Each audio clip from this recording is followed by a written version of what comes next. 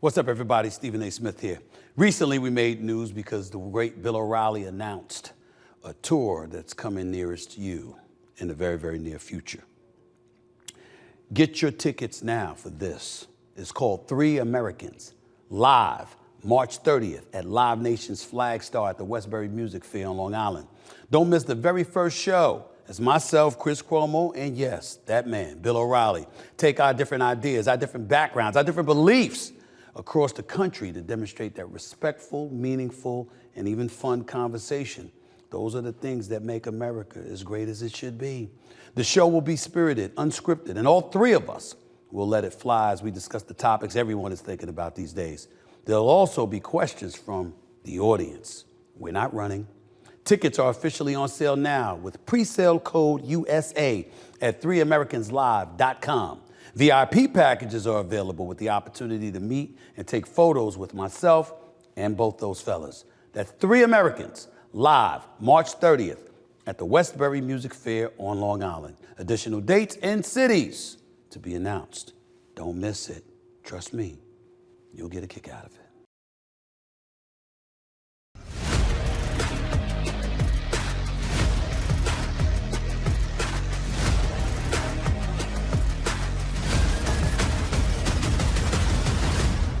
What's up, everybody? Welcome to the latest edition of the Stephen A. Smith Show, coming at you as I love to do at the very least 3 times a week over the digital airwaves of YouTube and, of course, iHeartRadio. As always, I'd like to pause to thank my subscribers and followers for giving me the support that they have given me and continue to give me. I can't thank y'all enough for it. Over iHeartRadio, we've had millions of downloads over the last few months, and courtesy of YouTube, in terms of subscribers, we've eclipsed more than 1.16 million subscribers total. So I can't thank y'all enough. I mean, I've been very lucky and very blessed and fortunate to have your support. Keep it coming, and I'm going to keep on coming. To continue to like and follow the show, just click the bell to get notified for all of our newest content, and you too shall be the latest member of the Stephen A. Smith Show family.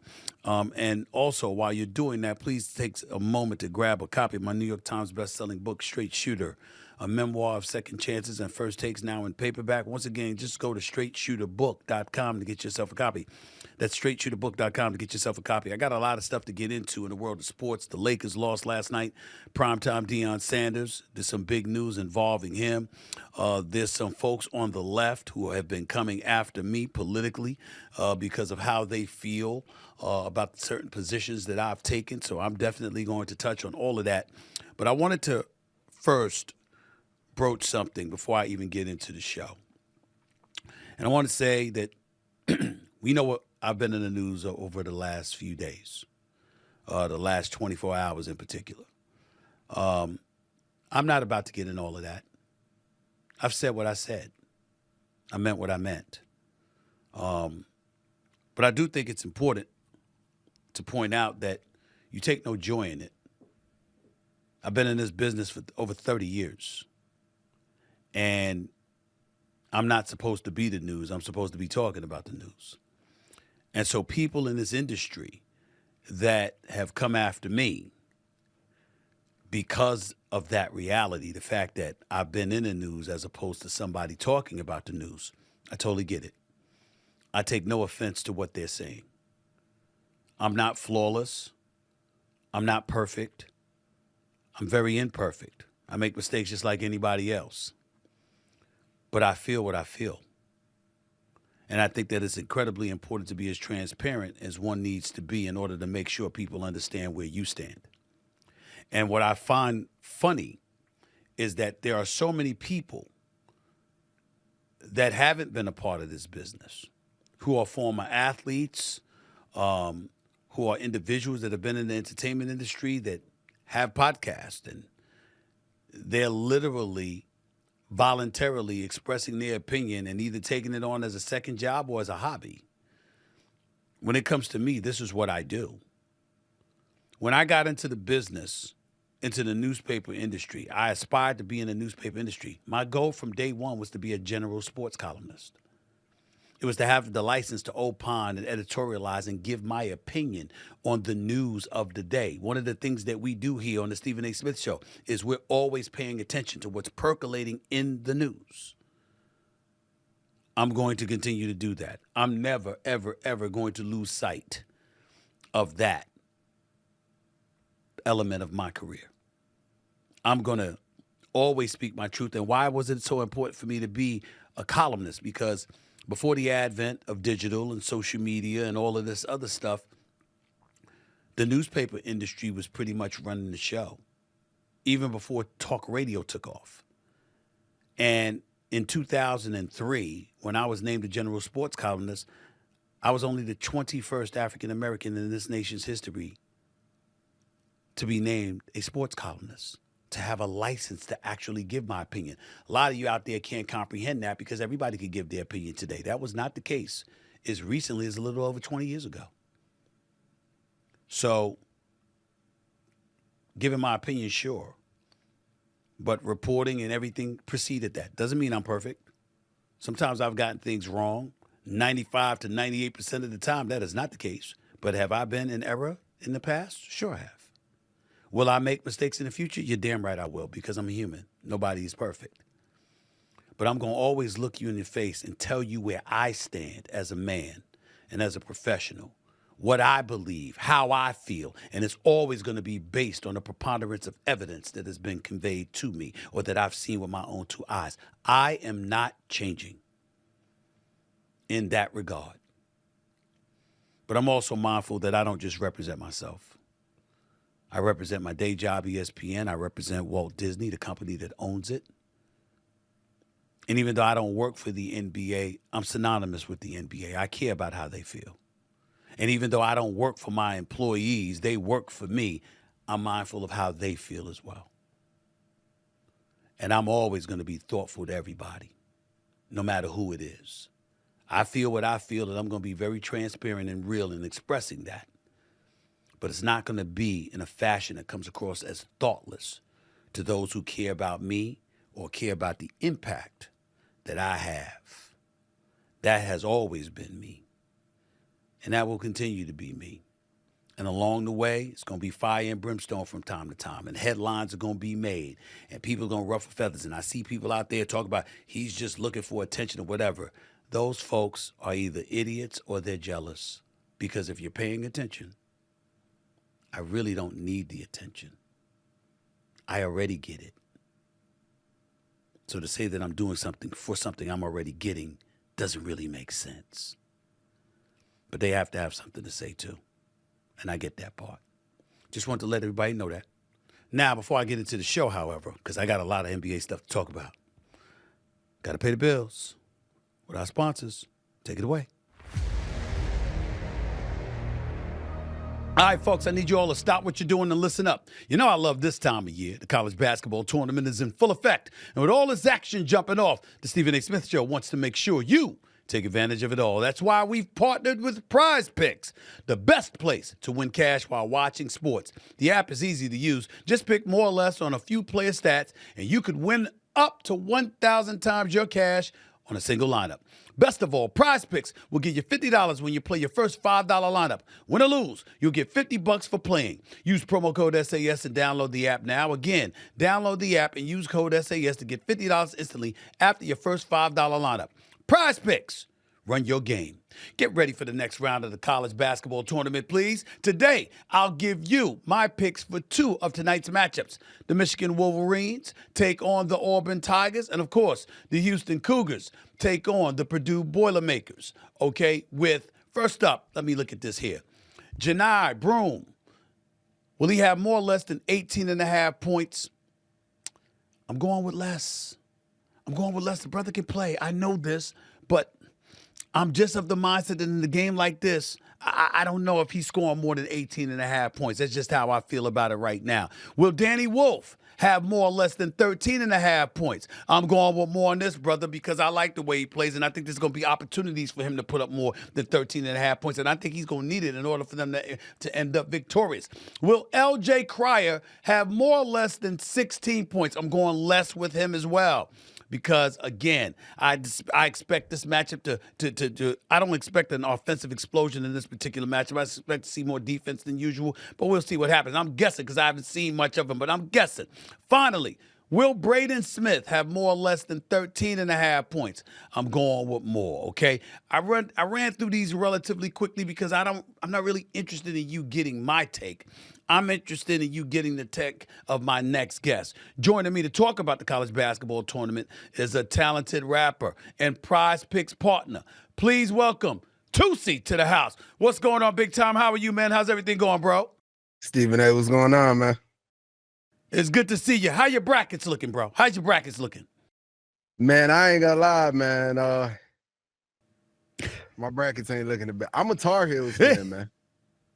You're a Tar Heels fan? Yeah, man. So I ain't gonna lie, man. I kind of gave up on the brackets, man.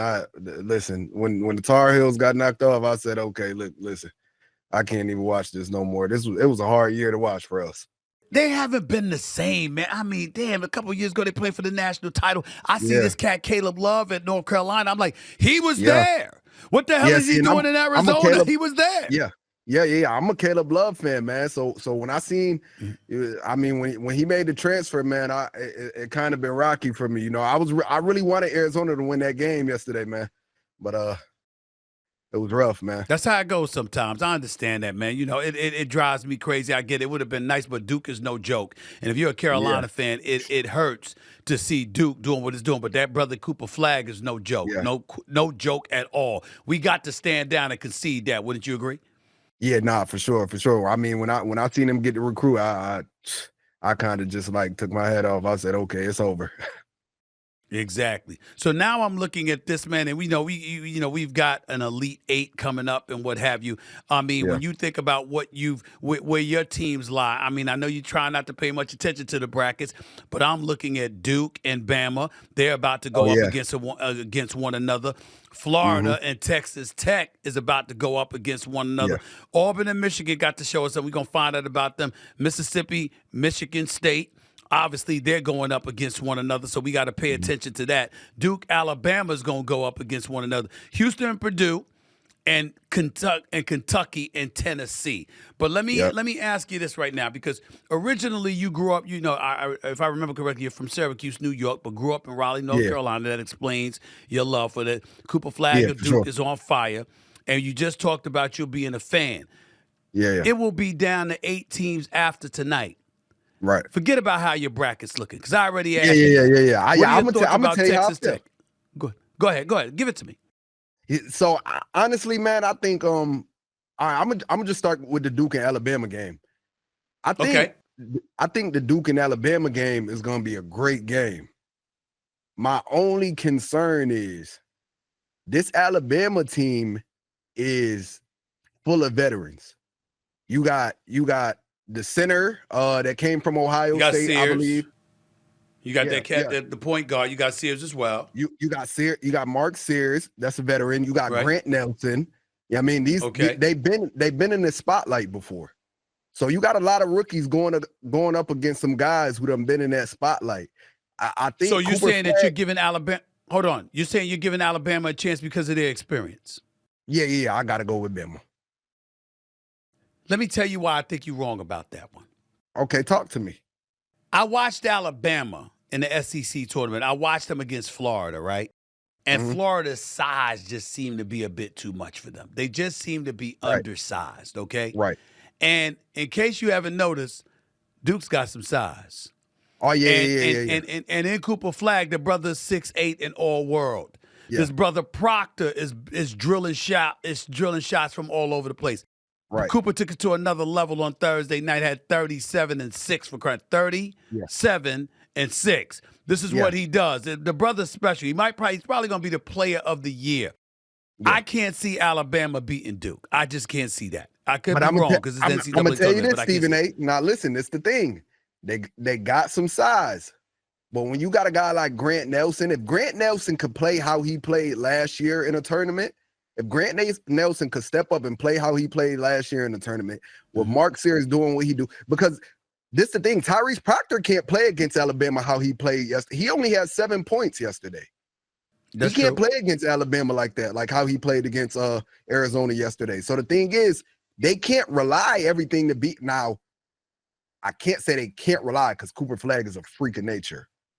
Right. But the thing is, when you got some veterans, man, that's stepping up to the plate, Mark Sears, Grant Nelson, Clifford, they got to somebody, Malawatch, somebody got to, they got to be able to shut that down in the post and put two guys on I will put two guys on Flagg. I will put two guys on Flagg and make the rest of the guys work. You got to show me that the rest of the strategy. Team that might be that might be their own strategy. I'm looking at Houston, Purdue. I'm gonna pick Houston in that one. What about you? I just need a pick. Houston, Purdue. Who you gonna go with in that matchup? Man, I gotta give it to Houston just because they got the grit. They got the grit. For some reason, even though Kentucky has gotten the best of Tennessee, I think Tennessee might take them out in this next matchup. What about you? Yeah, I like Tennessee in this matchup. Out west, I'm looking at Florida and Texas Tech. Texas Tech was the number 3 seed. Everybody acting like John Calipari and Arkansas losing last night. It was some upset. Arkansas was a 10th seed. Texas Tech was a 3 seed. I think that listen, Texas Tech is nothing to sneeze at. But I watched how they've struggled. They were down 16. I don't expect them to do anything against Florida. I think Florida is going to beat them. No doubt about that. That's where I'm at with it. Yep, I got to go. Yep, I got to go with Florida on that one. Let me go to the 2 games tonight. Auburn, Michigan. I'm going to go with Auburn. Auburn went out early last year. Bruce Pearl, at some point in time, you got to get over the hump. He's got a squad. I think Michigan's going to give him a run for this money. I think this might be the best game tonight, but I'm still going with Auburn to win this game. What about you? Yeah, I'm going to go with Auburn. The only difficult thing is they got those 2 bigs, man, in Golden and Wolf. That's the only thing. All right. Last but not least, we got Mississippi, a 6 seed versus Michigan State. You know, I'm going with Izzo. I'm going with the coach that's been there before. That's going to about 7, 8 Final Fours. That's won a national championship. That knows what the hell he's doing. I'm going with that in the game of this magnitude. What about you? Yeah. Got to rock with him. I ain't going to lie. It's all about the experience. Now, for you, I heard you had a big day, Prize Picks Payday. Talk to me about that for a second. What happened with that, bro? Yeah, I won. I think I won probably like yesterday. Yesterday, I think I won like 150 grand. Oh, okay. So, yeah, we had some okay wins. Okay. All right, so man, let me get personal a little bit. What you do with the money, bro? What you do with the money? What you go spend it on? Did you save it? You invested? Nah. You're spending it? What you doing, man? What you doing with it, Toosii? Nah, listen, I've been me and my manager been getting into these black trucks, man. So we actually working on starting a company, man, for these trucks and just car services and things of that nature. Yeah, luxury car services. So any money that I get from these winnings, I'm trying to go buy us a truck, man. Buy us some trucks. You know what? That's not a bad idea. I'm serious. Yeah, for sure. I mean, because you're going to make money. You're going to make money. Hell, I might do that. I might decide to do that. I mean, you never know. You never know. Come on. Look, man, I appreciate it, man. Thanks for being on the show with me today, talking about these picks, man. I really appreciate it, bro. Good luck to you, and I know you're going to make some money off of that truck business. I have no doubt about that. Damn it, everybody calling Uber. Could you imagine if we invested in an Uber early? Oh, my gosh. Imagine the kind of money we would have made. Yeah, we out of here. Damn. I hate missing out. I really, really do. Appreciate you, bro. Thanks a lot, my man. You take it easy, okay? Stephen, I appreciate you, man. Always. Take it easy. The one and only Toosii in the house for Prize Picks. That's how we do. Let's get started in the NBA and the race for the players with just a few weeks left in the regular season. Did y'all see what happened to the Los Angeles Lakers last night? I know you saw it because I know I saw it. LA was up with just 10 seconds left in the game when the Bulls stole an inbound pass from LeBron James. Kobe White got the ball, drained the 3. The Lakers scored in an Austin Reeves drive to go up by 1 with under 4 seconds left. And then off the inbounds pass, Mr. Josh Giddey, formerly of the Oklahoma City Thunder, nails a buzzer-beating half-court heave over LeBron James to win the game for the Chicago Bulls. Now, the Lakers are now 4-6 in their last 10 games and currently hold the number 4 seed in the West via tiebreaker over the Grizzlies, who have the same record at 44-29. Some breaking news for y'all. Probably won't be breaking by the time this posts, but the Memphis Grizzlies have just fired their coach, Taylor Jenkins. They've just fired him, okay? They're tied with the Los Angeles Lakers, battling for a 4th or 5th slot in the Western Conference, really a fourth spot because Grizzlies at the fifth spot right now, even though they have an identical record to the Los Angeles Lakers. And Taylor Jenkins, who I think is a pretty damn good coach, only got about 9 games left in the season. Why the hell would you let him go now? Then I looked at some numbers, and I'm sad that he's gone, all right? But here's the flip side. I think they're like 4-15 against the top 7 teams, top 7 seeds in the Western Conference playoff picture, all right? They're winless against the Oklahoma City Thunder this year. They're 1-3 against the Rockets. They're 0-3 against the Clippers. They're 1-2 against teams like the Warriors. Okay, and then you look at them against the Denver Nuggets. They're 1-2 as well. You're looking at this team the way they've been struggling since the All-Star break, like an 11-19 record. Can't seem to get things going. They felt like now was the time for change. Light a fire under the players, attach a level of urgency. I saw the injuries and what have you. John Morant's been out. Jaren Jackson Jr.'s been out. We get that part. And John Morant hasn't looked the same this year. He's looked at it in moments, in spurts. We all know what an electrifying talent he is. But the John Morant that used to be, in terms of how he would just literally take over, I think if he was having a greater year, not to say he's awful because he's John Morant, it's impossible. But if he had a greater year, I don't think Taylor Jenkins would be gone. They could talk about development or lack thereof for the younger players and all that stuff. I get all of that. But to fire the man 9 games left in the season, and he's going to the playoffs, he's a 5th seed right now, didn't seem to make that much sense to me. But when you look at his record against some of those top-tier teams, maybe that's what they're saying, maybe that's what they're looking at, and maybe that's the conclusion that they reach. Let me get back to the Lakers, because here's what we're talking about right now. Lakers are in a world of trouble, and I'm going to tell you why. Because before LeBron James goes down against Boston a couple of weeks ago and suffered that groin injury, not only were the Lakers winning basketball games, the Lakers were considered one of the top 2 teams in the Western Conference. It was a foregone conclusion in a lot of our eyes that they would beat Denver, whose depth we've questioned, that they would beat the Houston Rockets, whose youth we questioned, that they would beat a team like the Los Angeles Clippers, who, by the way, is playing good ball, and James Harden is really doing his thing, and Norman Powell has been a stud, and Ty Lue can coach his ass off, and then you got Jeff Van Gundy, who's really upgraded their defense exponentially. But the flip side to it is that Kawhi Leonard has missed 15 of his 19 the Clippers, 15 of the last 19 playoff games for the Clippers, Kawhi Leonard has missed. So nobody has faith that he's going to be somebody that you can trust and rely upon for the Los Angeles Clippers, no matter how good he may be looking right now. Nobody's going to trust that, okay? Which brings us back to the Lakers. If you're the Los Angeles Lakers, you were supposed to be looking at it and saying, yo, they're in a good spot. They're in a good spot. But then LeBron goes down. And after he goes down, everything seems to have fallen apart. Yeah, we had Luka doing his thing and being more assertive offensively, but we're looking at the Lakers as a defensive unit, and they've tailed off to some degree, okay? For 8 weeks, they were a top-rated defense in the NBA. Now you're looking at them and wondering what the hell is going on. So you got that business. And then on top of it all, you turn around, and not only having that situation, you got to look at it from the standpoint that, you know what? 1 of 9 from three-point range in the fourth quarter. That's what the Lakers shot Thursday night against the Bulls. 1 of 9 from three-point range. 11%. Meanwhile, the Bulls shot 11 of 14, 79%. Where's this defense going? Austin Reeves was balling, made that shot with under 4 seconds left. The brother might be the best third option in the NBA. Had 30 last night, 10 of 17 shooting.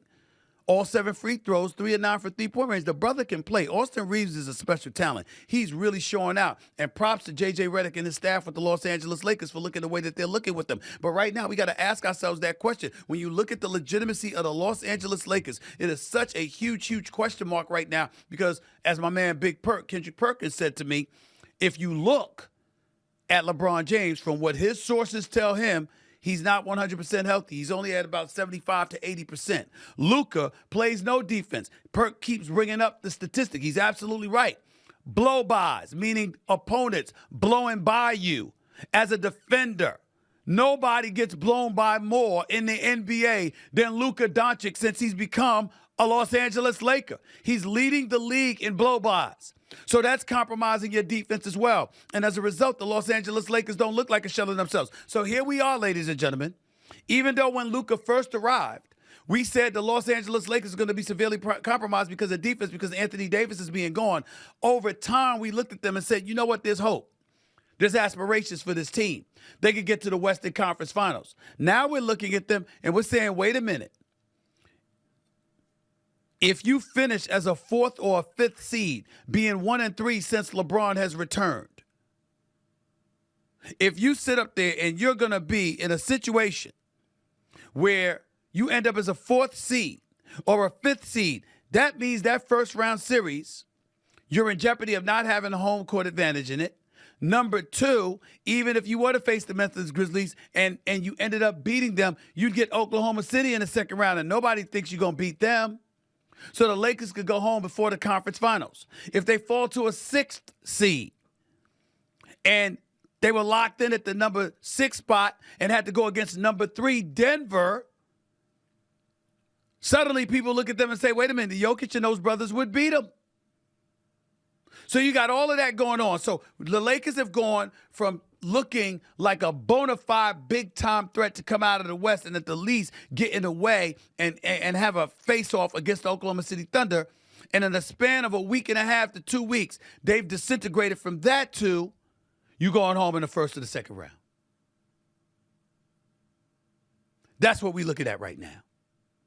That's what we're looking at right now. And by the way, just a couple of stats. Lakers starting 5 last night, Thursday night, shot a collective 8 for 31 from deep. That's only 26%. In the 4 games since LeBron James has returned, the Lakers are 1-3 and have the 4th worst defensive rating in the league during this stretch, allowing 126.8 points per 100 possessions. They got outscored 44-26 in the 4th quarter.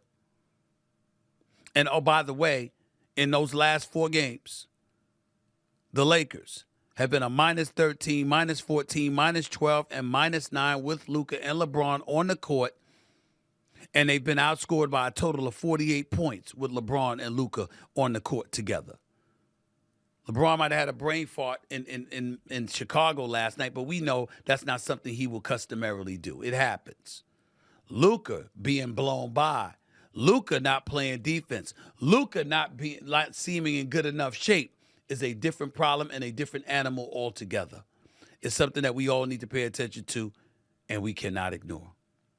Now to college football, and my man, the one and only primetime Deion Sanders. After 2 years with Colorado, head football coach Deion Sanders has landed 5 years of significant financial security. Via Brian Howell of the Boulder Daily Camera, the school has announced a new 5-year, $54 million deal for primetime, or Coach Prime. The $10.8 million per year agreement makes Coach Prime one of the highest paid college coaches in all of football, okay? He makes about $10 million in 2025, $10 in 2026, $11 in 2027, and 2028, and $12 million in 2029. Deion Sanders had $18.3 million left on his original 5-year, $29.5 million contract. The deal also features big buyout numbers should Prime want to leave for another job. Major props to him, well-deserved. Last season was a good season for him, much, much better than the first go-round, the first year, when he finished like 4-8. But let's take into account the magnitude of who Deion Sanders is and what we're talking about here. The attention he has brought to this program is what really warrants the dollars. See, there's a difference between being a star and being box office. When you're talking about stars, stars are people who show up and do their job at a very high level. They produce. But it doesn't always translate in the box office appeal, generating revenue for a multitude of platforms that you may have available to you. Deion Sanders is that dude for the University of Colorado. Wasn't a damn soul in America outside of Boulder thinking about Colorado before Deion Sanders arrived. Matter of fact, they were 1-11 before he arrived. They improved by 3 games his first year, by 4 on top of that the next year. The man is special. The man has done a great job. And his ability to recruit, I don't think anybody denies. It's going to be a challenge, no doubt about that, being in Boulder, Colorado. In my estimation, I've always been on the record. I would love to see him in the SEC if he's going to be in college football. I've always felt that way. But there is no denying the magnetism that he has. He's a box office dude. When he walks in, he owns the room. He is that dude. He's the one and only primetime. Got a lot of love for him. He deserves this contract. I'm happy for him. And all that noise about his son and brash and arrogant and all of this other stuff, Deion said he knows what quarterback coach said it about him, and it was dealt with. In the end, you're going to have people hating on Deion. And they're not going to want to deal with him. And maybe the thought of having to deal with him is what's turning them off about Shador. But if you want to win, here's a piece of advice from Stephen A. Get the hell over it. Prime is a winner. And anything he touches, I think, is upward mobility waiting to happen. That's just me. Coming up, Cooper Flagg goes off as Duke advances to the Elite Eight. I'll get into that and what he could do at the next level. But first, a blogger for MSNBC accuses yours truly of being a megaphone for MAGA. I'll get into that. I'm not running from it. That's up next right here on the Stephen A. Smith Show. Don't go away.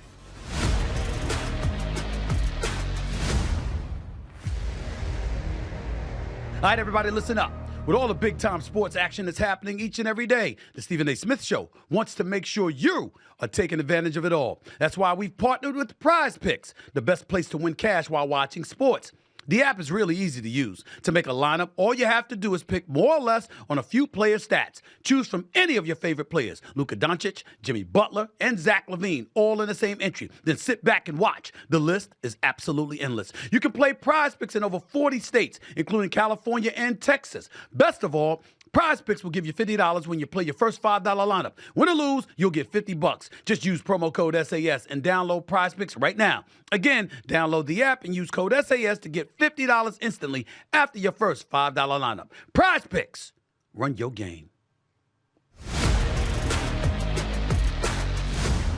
Welcome back to the Stephen A. Smith Show. I want to get to an article written about me recently by a gentleman from MSNBC. His name is Jahan Jones, and he essentially called me a mouthpiece for the far-right MAGA movement. He cites the appearances of Candace Owens, Sean Hannity, and other prominent voices from the right on this podcast as reasons for his premise. Here's a portion of what he wrote on MSNBC.com in an article titled, ESPN Stephen A. Smith is a megaphone for MAGA propaganda. Jones says, quote, Stephen A. Smith's embrace of the MAGA movement and its influencers has only continued. In recent days, for example, he has spoken with right-wing commentators Ben Shapiro, Megyn Kelly, and Bill O'Reilly. You might be thinking that these were adversarial chats between a left-leaning centrist and a conservative. But to adroit listeners, they can come across more as conservatives in friendly discussion than anything else. Smith's overt politicism seems to fly in the face of ESPN's apparent effort in recent years to deter some of its talent from speaking on controversial political matters. Either way, the network's most recognizable host is now regularly platforming MAGA propaganda at will, end quote. Now, my team reached out to Jones to have a discussion about the article. I wanted to invite him on the show to talk with me one-on-one personally. I hope we get the opportunity to have that dialogue. He was busy. He didn't avoid the call or anything like that. There was no comment or anything like that. He didn't say anything. He was just very, very busy. We called it the last minute. No shade on him. That's why it didn't happen. But in the meantime, let me express to you what I think about what he wrote. I think that's the exact problem with the left. You see, if I don't agree with you, I must be MAGA. It must be the case. I'm platforming MAGA propaganda. Is that so? I don't view it that way. First of all, even though I lean left, particularly with how I vote with presidential elections, I want to emphasize that I've always been a centrist my entire life. I've never once described myself as a Democrat or a Republican. I'm a centrist. I'm a moderate. I don't trust either side. I'm not on one side or the other, hook, line, or sinker. You will see images or you'll hear me rattle off names of people who've been on this show. Yes, you see Ben Shapiro there. Yes, you see Bill O'Reilly there. Yes, I was recently on Megyn Kelly's show. Did you know I'm on News Nation with Chris Cuomo every week? Did you know that I just appeared with Jake Tapper on CNN? Do you know I've been on MSNBC on several occasions? Do you know, yes, Sean Hannity is my friend. It's not because of his politics. It's because I've known the man for 23 years, and I know him outside of politics. And I appreciate the relationship that we have. I'm not apologizing for that. Let me add another name so you can further excoriate me. Mark Levin, the great one. That's what they call him on Conservative Talk Radio. I know him well, too. I've also had Clay Travis on this show before. I know him as well, at least a little bit, not as well as the other two. Okay? That is absolutely, positively factual. Can I give you a couple other names, Jahan Jones? Would you allow me to? People that have been on this show. Yes, Candace Owens was on this show. Absolutely true. And you brought up the right wingers. You brought up Hannity and Megyn Kelly. And like I said, Ben Shapiro. You even knocked me for, saying that Ben Shapiro's a brilliant dude. Just because you disagree with him don't make him dumb. Dude is smart. He's very smart. But did you bring up Josh Shapiro, the governor of Pennsylvania? Did you bring up Wes Moore, the governor of Maryland? Did you bring up Hakeem Jeffries, the minority leader for the House of Representatives of the United States of America? He was on this show. Did you bring up Areva Martin, legal analyst on the left, was a part of Kamala Harris's campaign? Oh, by the way, on the show on several occasions. Did you bring up Cory Booker, senator for the state of New Jersey, who's also been on this show? How about Cornel West? Remember when he was on the show? He's been there. It's videos. Jahan Jones, you're a very busy guy, I assume. You might have missed this. All of these people were on my show. Michael Cohen, who's the biggest critic, the former lawyer for Donald Trump, who excoriates him at every turn. He was on the show. Oh, how many times has Roland Martin been on the show? Let's not forget him. I've had folks from both sides. Let me tell you something else. Did you know that Gavin Newsom has been invited here on numerous occasions and still hasn't accepted? Did you know that Kamala Harris was invited on here during the run for the presidency, during the election? She didn't come on. Did you know Democratic vice presidential candidate Tim Walz, the governor of Minnesota, he was invited on here, didn't come? Oh, by the way, did you know that Andrew Cuomo was on? Came on the show for an hour. Did you know that the mayor of New York City, Eric Adams, was on the show for an hour? If they came on the show and they spoke, is it propaganda or is it how they feel? See, that's what you're missing in all of this. Do I agree with everything Megyn Kelly says? No. Do I agree with everything Sean Hannity says? No. Do I agree with anything that any of those folks on the right feel? I don't agree with everything, but they feel that way. And so now we have to get into a discussion as to whether or not they have a right to express their points of views and whether or not you have a salient point to debunk what they're going to throw in our direction before you excoriate them. You work for MSNBC. Let's talk about MSNBC for a second. Did you know that Joy Reid was invited on the show? I'm not happy that her show is gone. Jahan, I am not happy. I respect Joy Reid. Did I agree with everything she said? No. Do I agree with how she did some things? No. Because if you come across as too vitriolic as a black person, I know in corporate America, that's going to be counted against you more than it's going to be counted for you. I get that part. But I also knew the dramatic drop in the ratings that they said took place since the election ended.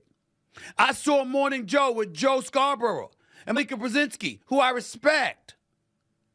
But they bought in to calling Trump and alluding to certain things when it came to Trump. Now, I don't remember whether it was specifically Nazis or other things, but certainly their rhetoric towards him was incendiary. And what happened after he won the election? They were at Mar-a-Lago. And everybody's joking about how Trump is making folks come kiss the ring. You know why? Because guess what? He won. Despite being impeached twice. Despite 34 felony convictions. Despite the potpourri of cases that were thrown against him, he still won. And so what I'm saying to you is that when we're having that kind of discussion, that's what we got to take into consideration. These kind of things happen. And then you're looking at me and you're saying he's platforming them. No.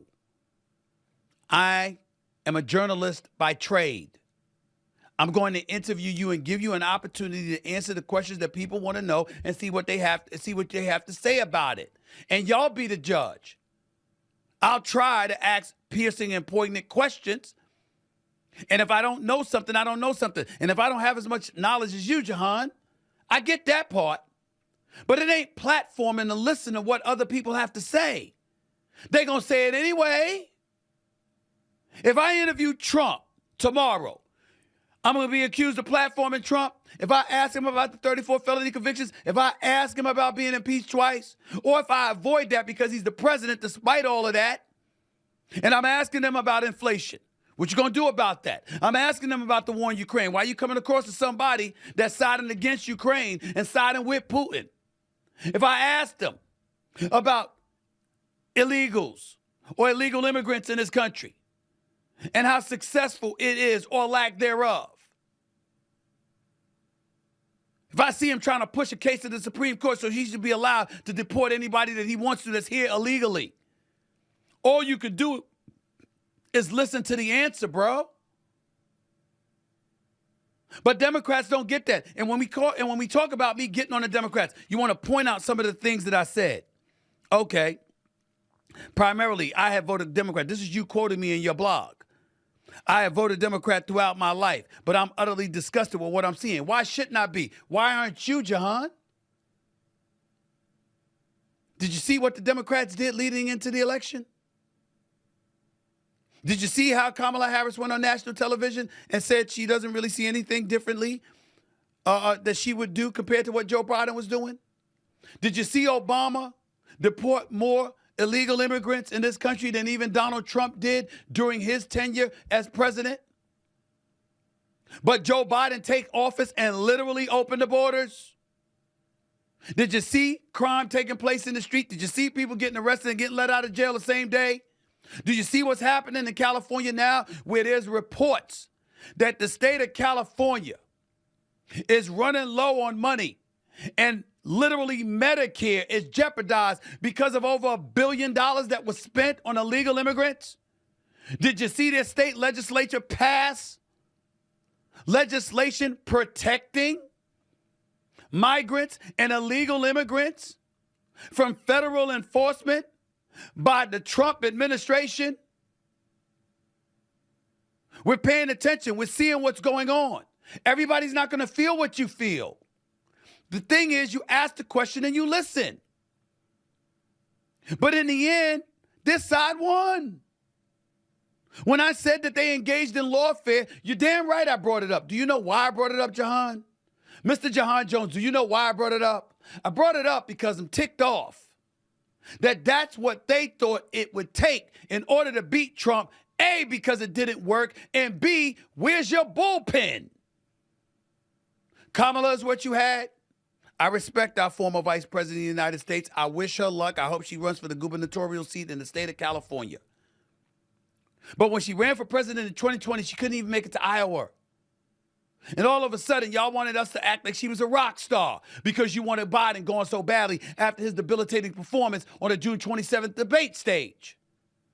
Tim Walz, you picked him when everybody practically in the party thought, or not everybody, but a lot of people thought that Josh Shapiro would have been a prime candidate. They said, this guy's a star. And he's running the state of Pennsylvania well. And he isn't married to certain leftist policies, extreme leftist progressive policies, the way Tim Walz would have been. He would have been a better candidate for Kamala Harris to ultimately win this race. These are the kind of things that were being said. These are the kind of things that was going on. And what I'm saying is pick the best candidate. Pick the best chance for you to win. How do you believe that Tim Walz is going to give you a better chance to win than Josh Shapiro? Why wasn't Wes Moore, the governor of Maryland, a more prolific voice out there on the scene? I'd vote for him in a heartbeat. But us pointing out these things that are wrong with the Democratic Party makes me bad? Makes me a megaphone for the MAGA left or the MAGA right? I happen to believe certain things I don't have a problem with. I don't have a problem with trying to address inflation. I don't have a problem with saying we can't have over 12 million illegal immigrants crossing the borders and we do nothing about that. I don't have a problem with people saying folks who commit crimes but need to have their behinds in jail. I don't have a problem with that. I don't have a problem with sitting there and discussing or at least debating the viability of eradicating all student loans. I had to pay mine. Most American citizens had to pay theirs. If we want to have a debate about where the money should be spent and stuff like that, I get that. There's certain things that shouldn't be debatable. You shouldn't be allowed to roam free in this country illegally. You shouldn't be allowed to commit crimes in the street and avoid arrest. You shouldn't be allowed out of jail the same day you were put in jail for engaging in illegal activity. Period.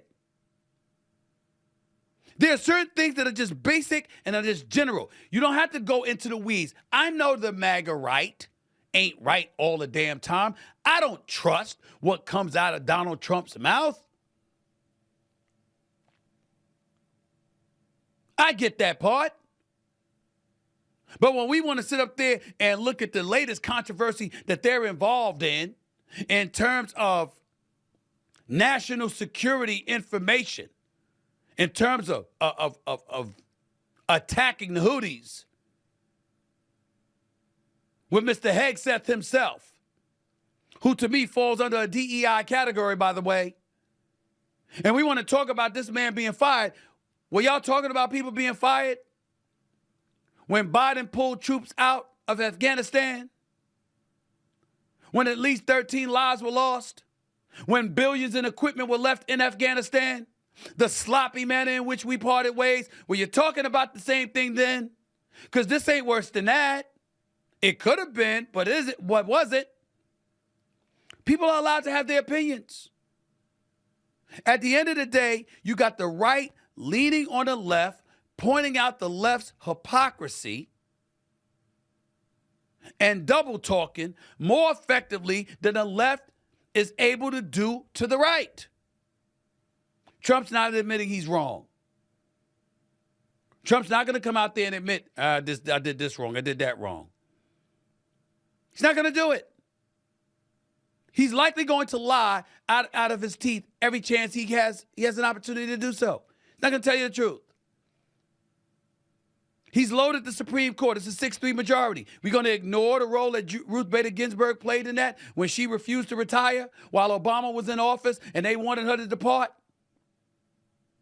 We're going to deny the fact that she refused to do so because she wanted a woman to insert her successor, assuming Hillary Rodham Clinton would win the election, willing to take that risk and letting her ego get in the way. We're just going to ignore that. God rest her soul, but it's the truth. We're going to ignore that. We're going to ignore all the stuff that we've learned since the election about how they knew how debilitated Joe Biden was. We're just going to continue to ignore these things, huh? Not going to have any discussion. They're on the right, so there's no reason to listen to them. I'm not that dude.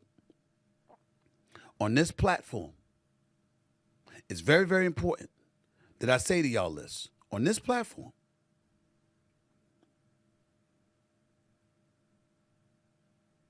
it's very, very important we understand this. I'm going to talk to everybody that I can. I have a statement, and by the way, in the same blog, Jahan Jones alluded to me saying something about the Tea Party that was formed once Obama was in office, and I gave some weak, lame excuse. I don't know what you're talking about. What I do know is that I think people have a right to feel differently. We have a Republican and a Democratic Party in the United States of America, along with an independent party. There are people who feel differently. That's just the way that it goes. I totally understand that. I get it. But I've been on the record stating in the past, I can interview the Ku Klux Klan and I wouldn't blink. As long as I can ask them what I want to ask them. Their answers are their answers. It's for you to absorb and to take. On this platform, I'll interview anybody that's resonating with the masses about significant, pertinent issues. I will do that. Left, right, in the middle. It does not matter to me. I'm always going to be that way. That's not providing a megaphone for one side. You're going to go on recent interviews. You know why the recent interviews took place? Because most of the people I was interviewing was on the left. You didn't write about it then. And when you see people using sound from me to milk what they can from it, to publicize it and create headlines from it, that's just because the right is doing it more effectively than the left, because I'm on leftist platforms all the time. I recently did an interview with Karen Hunter. I've been on a Breakfast Club. I just told you about Jake Tapper. I told you I've been on MSNBC shows. I'm on News Nation all the time. Laura Coates and Abby Phillip. I've been on both of their shows several times. Let's not forget that. Let's not forget that, Jahan Jones. Just because you don't publicize it doesn't mean that I didn't say anything that the left would agree with. You just don't do a good job. You know why? And I'm not talking about you specifically, Jahan Jones. I'm talking about the left overall. You know why? Because the right takes what they can get to disseminate and publicize their message. The left wants to handpick who they want to be messengers. Instead of listening to the public say to them, excuse me, this is how we feel. This is where we coming from. This is what we stand on. That's who we support. I've told you many times, the right picked Trump. The constituency out there, the voters, they said we want Trump. Not DeSantis, not Christie, not Ramaswamy, not Nikki Haley. No. We want him. The Democratic Party is always intervening and getting in the way of what the voters want. That's why y'all lost. And if you don't learn, you're going to continue to do this. And my last point is this. I'm sick and tired of people bringing up Stephen A. for ESPN. This is the Stephen A. Smith Show. It has nothing to do with ESPN. This is 100% owned and operated by me. As my man Shannon Sharp likes to say about his club, Shay Shay, I am the sole proprietor. This is my shop. This has nothing to do with ESPN. This is mine. Secondly, I've always talked about politics, and I've always crossed political and sports talk.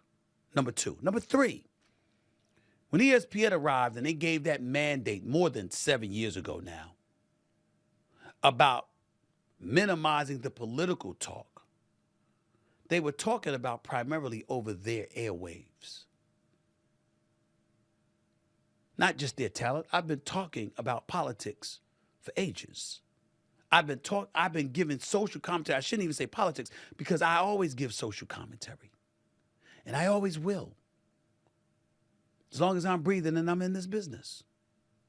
It comes with it. It's not changing. This is not a right-wing platform. This is not a left-wing platform. This is Stephen A. Smith's platform. And I'll discuss what I want to discuss with whomever I damn well please. By the way, Representative Clyburn is going to be on soon. Representative Eric Swalwell will be on soon.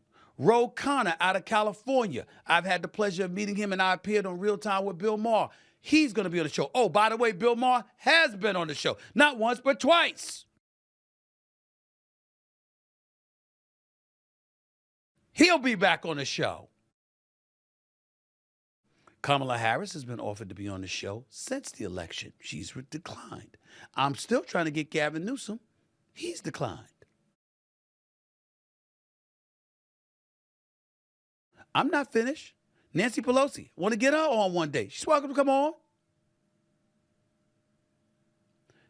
Folks on the left have got to stop blaming other people for your own self-inflicted wounds.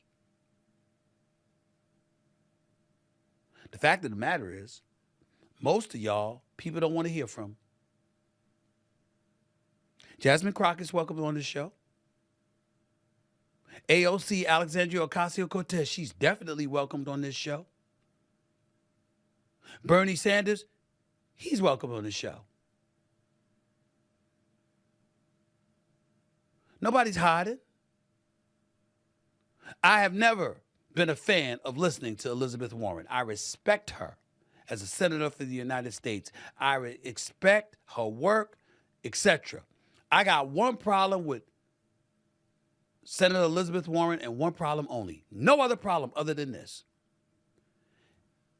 Every time I listen to her speak, she makes me feel like if you don't agree to her, you're destined for hell. You have no soul. You have to agree with every syllable that she's uttering. Otherwise, you're going to hell. Lightning's going to strike you down. She can't. There can be no alternative to anything that she says. It has to be her. Or something is wrong with your soul. That's her. I mean, the one I watch when I see her talking. That's the only reason that I've never desired to interview her. Because I don't want to feel like I'm going to hell just because I don't. That's it. Nothing else. So, Jahan Jones, hopefully you'll be on the show soon. But I respectfully yet strongly disagree with your assertion about me. Patrick Bet David has been on this show. Relatively conservative guy, PBD podcast. I happen to agree with a lot of things he says. I happen to agree with some things Sean Hannity says. Just like I agree with some things Jake Tapper says. Just like I agree with some things Cameron Hunter says. Just like I agree with Chris Cuomo and some things he says. That's how I roll. I go on a case-by-case basis. I'm not an ideologue. I don't trust that. And I don't think that's good for this country. That's where I stand. I definitely agree with some things Andrew Cuomo says. And as long as Andrew Cuomo or Eric Adams is the mayor of New York City moving forward, I'm going to feel good about New York City. And I'll tell anybody who listens, I don't give a damn. To show you, Jahan Jones, how much of a centrist I am. Do you know, in all likelihood, if I'm in Florida and I'm voting for the next governor of Florida, I would vote for Byron Donald, who's a right-wing guy, whose support of Trump I certainly am not fond of, but I'm fond of him. But nobody would be tops on my list for the presidency of the United States more than Wes Moore, the governor of Maryland. He's the one. I've never campaigned for anybody in my life. He's the one person I would consider campaigning for.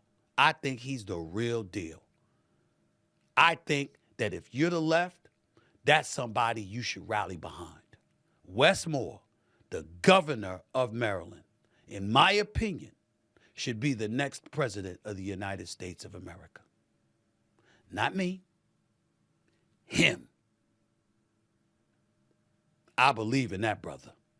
I truly, truly do. And I think the more people get to know him, the more they'll believe in him too. And I'm telling you right here over these national airwaves, if you are on the left or you are a moderate, a centrist, I understand the right's going to do what they're going to do. My God, this is a man you should get to know. You should rally behind him. That man right there. I wouldn't hesitate. See how I think? Some of it might make sense to you, some of it might not. That's the way it goes. I'm married to no side. I'm about people, and I'm about issues, and I'm about compromise, because that's what really makes the world go round in a very positive way. Coming up, Cooper Flagg drops 30 on Arizona as Duke advances to the Elite Eight. But how will his game translate to the NBA? I'll answer that question before I close out the show. Next on the Stephen A. Smith Show. Back with more in a minute. What's up, everybody? Stephen A. Smith here. Recently, we made news because the great Bill O'Reilly announced a tour that's coming nearest you in the very, very near future. Get your tickets now for this. It's called Three Americans, live March 30th at Live Nation's Flagg at the Westbury Music Fair on Long Island. Don't miss the very first show. It's myself, Chris Cuomo, and yes, that man, Bill O'Reilly. Take our different ideas, our different backgrounds, our different beliefs across the country to demonstrate that respectful, meaningful, and even fun conversation. Those are the things that make America as great as it should be. The show will be spirited, unscripted, and all three of us will let it fly as we discuss the topics everyone is thinking about these days. There'll also be questions from the audience. We're not running. Tickets are officially on sale now with pre-sale code USA at 3americanslive.com. VIP packages are available with the opportunity to meet and take photos with myself and both those fellas. That's Three Americans, live March 30th at the Westbury Music Fair on Long Island. Additional dates and cities to be announced. Don't miss it. Trust me, you'll get a kick out of it.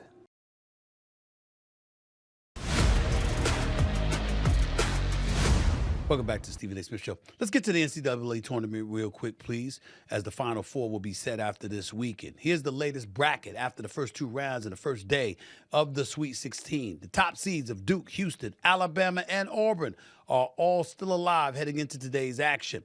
But I want to focus on Duke's Cooper Flagg, who put up 30, as in 30 points, 6 rebounds, 7 assists, 3 blocks, to lead the Blue Devils past Arizona last night in the Sweet 16. Ladies and gentlemen,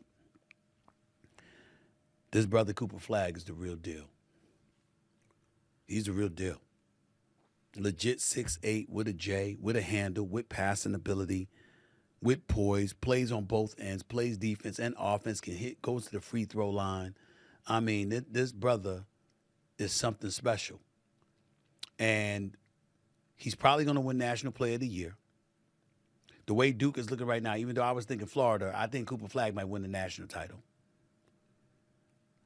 If he does that, even if he doesn't do that, I think he'll be the number 1 overall pick in the NBA draft.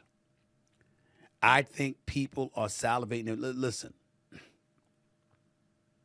I'm trying to figure this out, and I'll let my producers get in my ear if they think I'm making a horrible comparison here. I'm thinking box office. I think this is the greatest white prospect since Larry Bird. I think this is the greatest white American prospect since Larry Bird. A matter of fact, in an odd way, he might end up being, this kid's got superstar written all over him because he's got a game, but his demeanor fits the bill. He doesn't back down. He's rough and tumble, but is classy in the same breath. Can go to his left or his right, can pull up mid-range, long-range, finish at the basket. He's got all the tools. But you know what else he has that Larry Bird doesn't have? I'm not saying he can shoot like Larry Bird, because Larry Bird's a different animal, but who knows? This brother, his name. Ladies and gentlemen, they're already marketing him, and you see the flag behind him. Or you see him superposed within the bag, and his name is Cooper Flagg. You put the American flag behind. Oh my God! I mean, do you have any idea how marketable that is? Squeaky clean brother that's a superstar that happens to be white, and his last name is Flagg. Nobody in America needs to even try to compete with him in endorsement deals. Oh my Lord! Oh my goodness! It's crazy. Cooper Flagg, and he got the game to back it up. The brother's special. But let me tell you what the interesting part about him is. We had this discussion this morning on First Take, where we were talking about a Mount Rushmore of Duke University players, because Duke obviously has had many, many, many players throughout the years, okay? And we get that part. I don't think you can touch Christian Laettner. Just too successful at Duke. Just too successful, okay? Delivered them a national title, the whole bit, a couple of them actually, right? Grant Hill has to be number 1. And I'm going to tell you why that is. Because Grant Hill was the one that enabled the Duke Blue Devils to beat UNLV. Y'all remember the 90s, UNLV, the Running Rebels, Stacey Augmon, Larry Johnson, Anderson Hunt, Greg Anthony. I mean, my Lord, these brothers had it, okay? And I'm telling you right now, when I think about Duke and I think about Grant Hill, this is what I'm thinking about right here. Because I'm thinking about the fact that they had gotten annihilated by about 30 to UNLV in a national championship game the year before. This next go-round, same team going up against the same Duke team outside of Grant Hill. And Grant Hill is the reason they were able to beat UNLV that next year. So Grant Hill is number one. Grant Hill's did number one. Christian Laettner. And I'm going to put my man Jay Williams from ESPN, who was a National Player of the Year and won a national championship. I'm going to put my man Jay Williams up there on that Mount Rushmore of great Duke players. And fourth is going to be Cooper Flagg. That's how I got to look at it, y'all. I'm just trying to look at it right now. I'm just saying to myself, my goodness, I'm trying to look up these numbers because I want to make sure that I'm right, you know. But I'm telling you right now, I'm just looking at it right here, right now. Let's go through the list. We're here. They had never won a national championship in the program's history until 1990, 91. 91, 92, they won. But if you remember, they lost in the national championship game to UNLV 103-73. And then the very next year, in 1990, 91, is when they won their first national title. Grant Hill, Christian Laettner, top two. Jay Williams in 2000, 2001, okay? Jay Williams, they beat Arizona, okay? They were 35-4 that year. Shane Battier was on that team. Jay Williams only had 16 that game. Mike Dunleavy had 21. He led them in scoring. Shane Battier had 18. Okay, Richard Jefferson was on the Arizona squad with Gilbert Arenas. Gilbert Arenas had 10 that game. Richard Jefferson had 19. Lauren Woods had 22. But they lost that game 82-72 to Duke. Jay Williams. And now Cooper Flagg. They got Boozer and other guys. I know that. Bobby Hurley. Can't forget all of these guys. They had a lot of great teams, no doubt. J.J. Redick was fantastic. One of the great shooters. Never won a national championship, but one of the great shooters in Duke's history, no doubt. But I got to go with Cooper Flagg. Cooper Flagg. He's on. I'm telling you, he wins a national championship. He's got to win a national championship. He's got to win a national championship. National Player of the Year. That brother's one of the top 4 players in the history of the Duke program. Let's get to the tweets before I get on out of here, please. Show it to me, please. What you got here? At the Lakers Forum writes, Stephen A. Smith, who's the best live action? Batman, Michael Keaton, Christian Bale, or Ben Affleck? Easily Christian Bale. Easily. I love Michael Keaton. I get that Ben Affleck. I love him too, but they weren't great as Batman. Christian Bale, spectacular. With Heath Ledger as the Joker, oh my God. Oh my God. I mean, it's special. Definitely Christian Bale. Easily. That was the easiest tweet I could do. I mean, action-packed in those Batman movies. The Dark Knight Rises. I mean, oh my God. Christian Bale, easily. Let's go to the next one, please. Stephen A. Smith, are the Warriors legit contenders? They're 16-4 after making the trade for Jimmy Butler. I think they're too small. But I think the greatness of Steph Curry, if Jimmy Buckets comes and he's playoff Jimmy, I definitely think they can knock somebody off and they're good enough to get to the conference finals. I don't think it'll happen, but I think they're good enough where you can label them a contender because they can knock somebody off and they could become a viable threat. Next up, what you got? Let's see here. At Merriam-Webster, as a Webster's dictionary, Stephen A. Smith, what word is the GOAT? What word is the GOAT from Webster's Dictionary? You know what I think? Reciprocal or reciprocation. You know that's my cure to stress? People that work for me, they'll tell you that. You stress me, I'm going to stress you. You don't want stress, don't bring no stress. Excuse the double negative.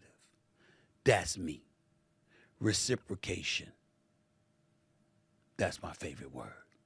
Last one, what you got? At Smiley, YYC, right? Stephen A. Smith. Hi, Stephen. You're stuck on a long flight. Which musician would you want sitting next to you? Thanks. Bella B in Calgary. Which musician would I want sitting next to me? Well, Beyonce wouldn't be a bad choice. That would come to mind.